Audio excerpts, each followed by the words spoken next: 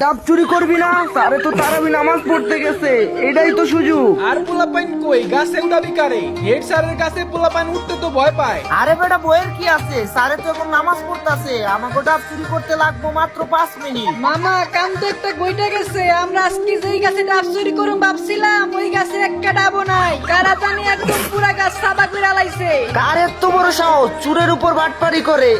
মানে আমাদের চয়েস করা গাছে কেডাই চুরি করার সাহস পাইলো? মামা এটা কি হইলো? ডাবগুলা খামু দেখা ভালো মতো ইফতারিতেও শরবত খাইলাম না, আর হালার পুতেরা আমাকে ডাবগুলা মাইরা দিল। না, এটার একটা হেস্তনেস্ত করতেই হইব। চল আমার সাথে যাইয়া দেখি কোন হালাই আমাকে ডাবগুলা চুরি করতে। A few moments later. ডাবগুলা এইভাবে পাইরা নিল। ইস, একটু আগে যদি আমরা আইতাম তাইলে ডাবগুলা আমরাই পাইরা খাইতে পারতাম। হালারা বুঝলো কেমনে আমরাও যে আজকে ডাব চুরি করতে আসু? কি চান্দুরা, আমরা তো জানি তোমরা আমার গাছের থেকে ডাব চুরি করতে আইবা। এর লাগে আমি আগে থেকে সব দাঁত পাইরা লাইছি।